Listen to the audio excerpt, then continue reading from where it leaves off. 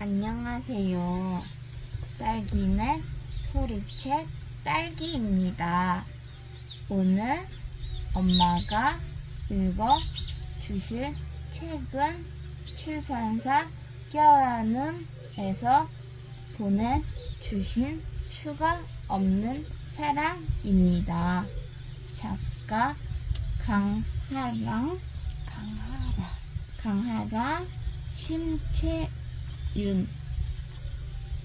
날씨가 많이 덥습니다. 모두 건강관리 잘하시고 코로나 조심하세요. 사랑하고 축복합니다.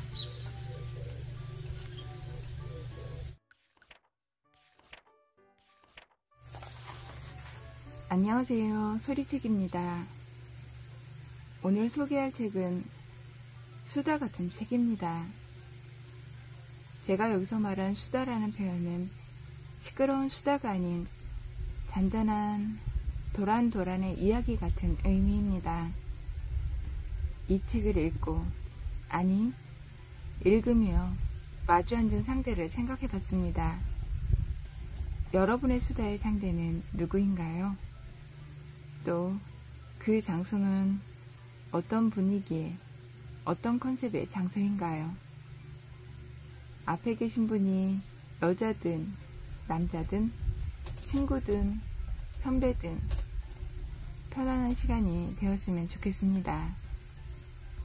이 책의 주인공은 누구와 마주 앉았을까 생각하면서요.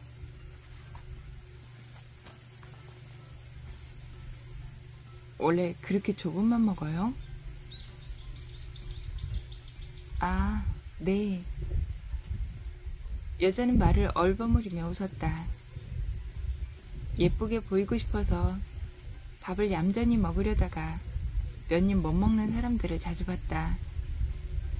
먹은 양보다 남기는 양이 많고 그마저도 먹음직스럽게 먹지 않는다. 입맛이 없을 수도 있지만 그보다는 잘 보이고 싶고 조신하게 보이고 싶은 마음이라는 걸 들은 적 있다. 이런 때 맛있게 양껏 잘 먹는 사람을 만나면 더 돋보였다. 맛있게 먹으면 다음에도 또 밥을 사주고 싶다. 내가 아는 맛있는 식당에 같이 가고 싶다. 밥 먹는 일은 그냥 꾸밈이 없으면 좋겠다. 아내를 만나고 처음으로 밥을 함께 먹던 저녁이었다. 종일 굶었냐고 묻고 싶었다. 물어보지는 않았다. 두 번째 밥을 먹던 날, 세 번째 밥을 먹던 날도 아내는 음식을 남기지 않고 다 먹었다. 시간이 지나서야 물었다. 집에서는 밥 안 먹어? 왜? 나 거지같이 먹어? 아내는 예쁘게 보이고 싶어서 밥을 편하게 못 먹고 집에 가서 다시 먹거나 군것질을 하는 건 비효율적이라고 했다. 좋으면 어떻게도 좋아할 테고 싫으면 어떻게든 싫을 텐데 먹는 것에서까지 애쓰며 좋자고 하는 연애의 본질과 맞지 않다고 했다. 밥을 맛있게 먹어야 복이 들어온다고도 했다. 할머니들이 할 것 같은 말을 하며 우물우물 먹는 모습에 나도 밥을 많이 먹곤 했다. 나도 잘 먹고 많이 먹는데 아내는 나랑 비슷하게 먹는다. 진짜다. 함께 밥을 먹으면 지인들은 비슷한 이야기를 한다. 진짜 잘 먹는다. 항상 볼 때마다 느끼는데 가족들이 전부 그렇게 많이 먹고 어떻게 살이 안 쪄요? 우리 집은 엔겔지수가 높다. 먹고, 자고, 입는, 매일 하는 일에는 가식이 통하지 않는다. 어쩌다 꾸밀 수 있고 어쩌다 더 과장될 수 있는 일들이지만 지속 가능할 순 없다. 매일 드러나기 때문에 속일 수 없다. 그냥 이런 것들에 너무 애쓰지 말고 있는 모습 그대로 편안하면 좋겠다. 일하면서도 학교 다니면서도 불편한 자리는 늘 찾아오는데 사랑이 시작될 수 있는 자리만큼은 힘 빼고 자연스럽게 대할 수 있다면 좋겠다. 많이 먹는다고, 많이 잔다고, 혹은 옷차림으로 트집지 않는 사람이 있다면 고맙게 생각하면 된다. 좋지 않은 사람이라고 스스로 표시하는 고마운 사람이다. 그 사람과 자발적 거리두기를 하면 된다.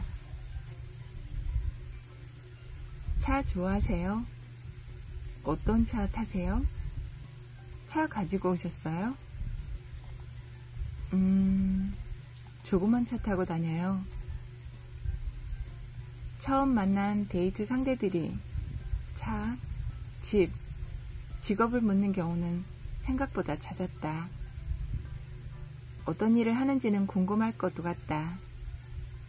호감이 가는 사람이 무슨 일을 하는지에 따라 호감이 이어지거나 멈출 수도 있다고 생각한다. 직업이 곧 돈과 수입이라는 생각을 많은 사람이 하기 때문이다. 그런데 이런 질문도 타이밍이다. 자연스럽게 알게 되는 경우와 호구조사를 당하는 느낌은 다르다. 대놓고 어떤 차를 타는지 묻는 것이나 차 좋아하냐고 애들로 묻는 것이나 냄새가 나는 것은 똑같다. 타인이 내게 건넨 질문을 통해 상대방을 알게 된다. 스스로에 대해 말하지 않아도 그 사람이 다른 사람에게 건네는 질문만으로도 그 사람이 드러난다. 대부분 궁금하지 않거나 궁금하더라도 묻지 않는 것이 예의인 질문들이다.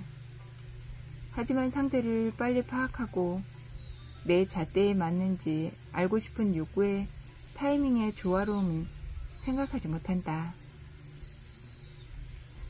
촬영 때문에 한 결혼정보회사의 내부인을 알게 되었다.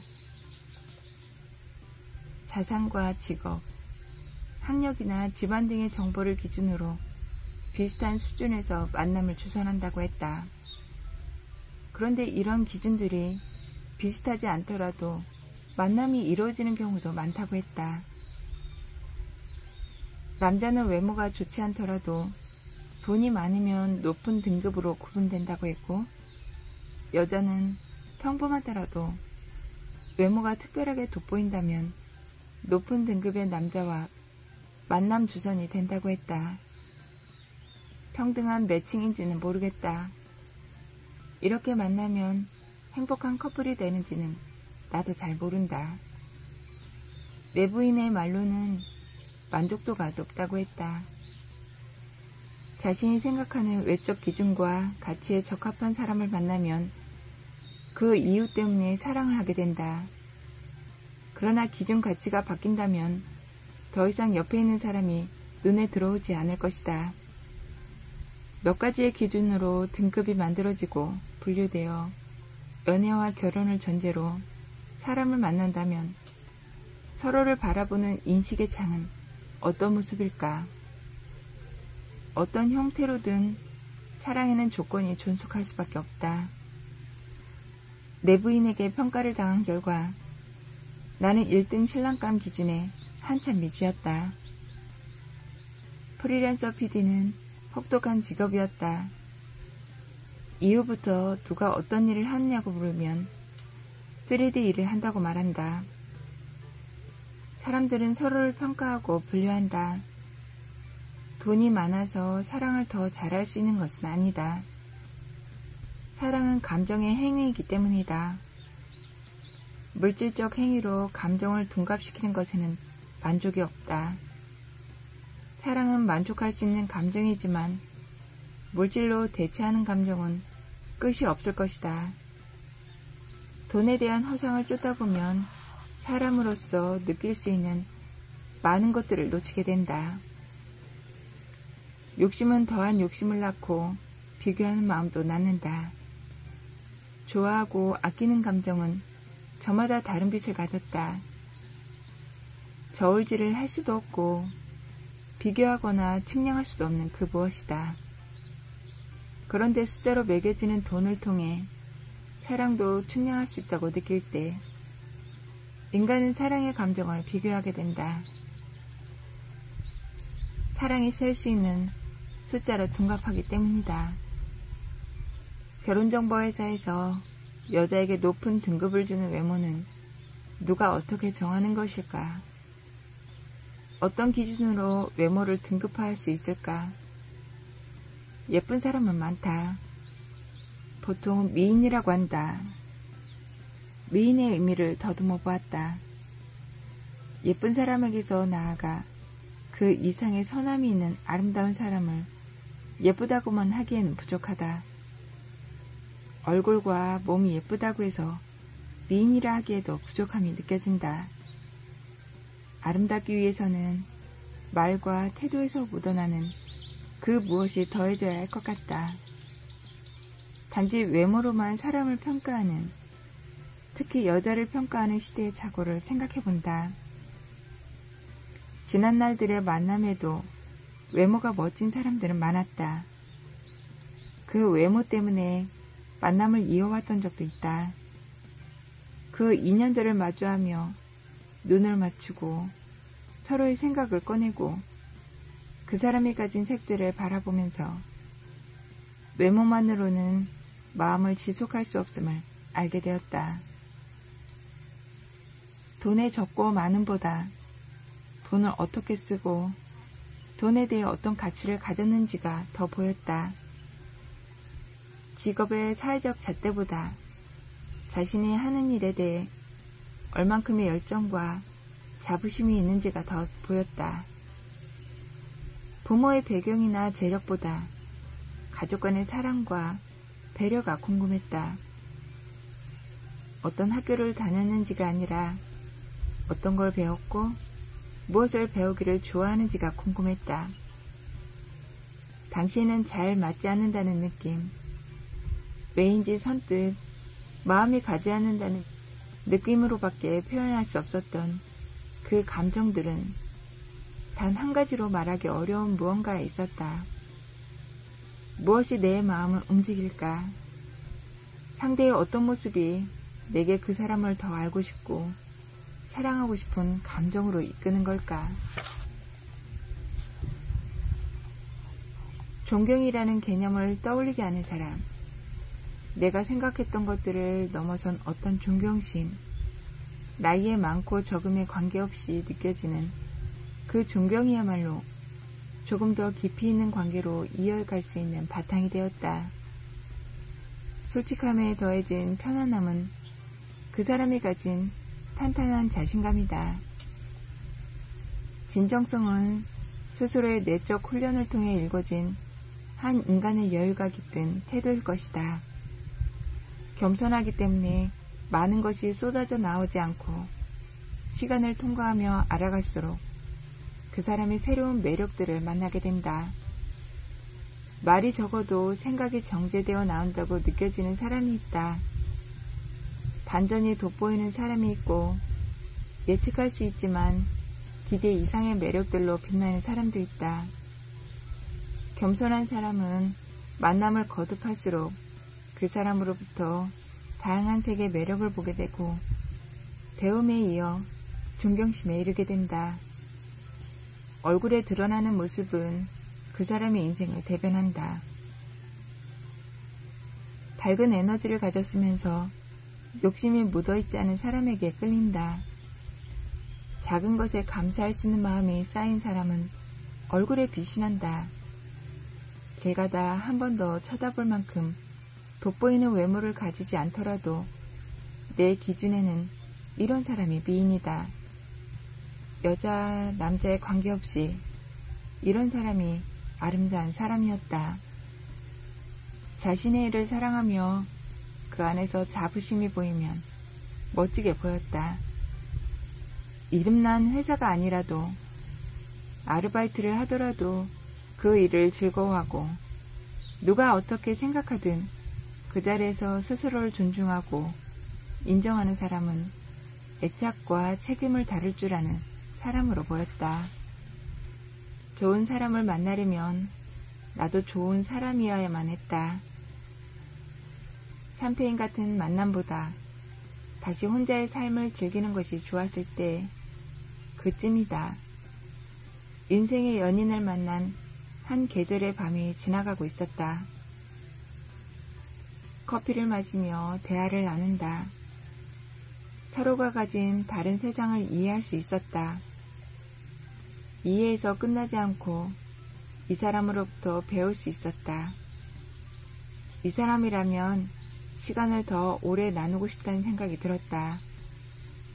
오늘보다 더 발전할 수 있는 내일을 살자는 비슷한 생각을 가지고 있었다. 다른 생각과 태도를 존중할 수 있는 사람이라면 긴 대화를 나누고 싶어진다. 그 사람에 대해 더 알고 싶어지고 알게 될수록 그 삶에 함께하고 싶어진다. 함께 성장할 수 있는 삶이 그려졌다. 인간이기에 온전하지 못한 것들을 꺼내어 그 안에서 의미를 찾고 교훈을 얻는 대화는 관계를 숙성시키는 성실한 효모가 된다. 시간이 흘러도 제법 다정하게 잘 사는 연인들은 알맞은 온도와 습도에서 숙성되어 가며 그 맛이 고유해지는 와인 같다. 기다림과 배려가 깃든 사람에게서 상대도 그것을 배우고 숙성시킬 수 있다. 깨지고 내던져지는 갈등 속에서도 관계를 매끄럽게 다듬고자 서로 간의 노력이 빚는 숙성된 결과물이다. 단지 맛 좋은 와인을 나누는 것이 아니라 서로가 소믈리에가 되고 고유한 와인을 만들어간다. 각자가 가진 삶의 무게와 고통, 시행착오의 경험을 재료로 서로가 가진 소중한 것들을 잘 배합해본다. 아내와 함께했던 수많은 지난 날들, 이제는 저장고에서 꺼내 병으로 옮길 때가 되었는지도 모르겠다. 한여름이 시작되기 전 밤 공기가 시원한 서울의 하늘에는 별도 볼 수 없었다. 아담한 옥상에 앉아 도심의 아득한 빌딩들과 하늘, 불빛을 바라본다. 아내의 나긋한 목소리는 별이 되었다가 빌딩 숲의 빛이 되었다가 다시 풀벌레 소리가 되곤 했다. 오베론이 찾아온 듯한 한 계절의 밤이다. 긴 기다림이 만들어준 숙성의 시간만큼 마음의 깊이도 발휘되었다. 곁에 있는 사람과 와인 같은 사랑에 대해 이야기를 나눴다. 그리고 우리가 생각하고 기대한 사랑에 대해 조심스레 꺼내본다. 함께 살고 사랑하는 일은 성실함을 배우는 일 같다. 매일 꾸준히 양치질 하듯이, 세수를 하듯이, 밥을 먹듯이 해야 할 시간에 쉬러도 해야 하는 성실한 자기 돌봄과도 같다. 이런 생각들을 읽으며 곁에 있는 사람의 얼굴을 바라본다. 함께 산 시간 동안 주름이 생기고 흰머리도 늘었다. 그에게 드리워진 주름과 흰머리에 내 부족함과 게으름이 큰 몫을 했을 것만 같다. 얼마나 많은 순간 이 사람은 내게 불편한 감정을 느꼈을까를 가늠해본다. 잘하기 위해 노력을 해도 인간일 뿐이다. 완벽할 수 없는 인간이기에 사랑의 감정도 완벽할 수 없음을 받아들인다. 잘 살기 위해 나만큼이나 상대방도 노력하고 있다는 걸 잊지 않는 것. 내가 힘들 때가 있는 만큼 곁에 있는 사람도 힘들 때가 있음을 헤아려 본다.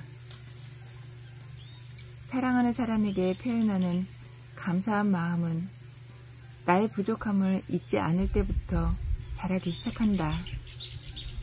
허물을 탓하고 싶을 때마다 내가 뱉어낼 말에게 거울을 보여주고 싶다. 벗어도 끝이 없을 허물로 채워진 내 모습을 미래의 내 입에서 태어날 말들에게 보여주고 싶다. 사랑하는 사람에게 비난이 될 말로 태어나지 말라고.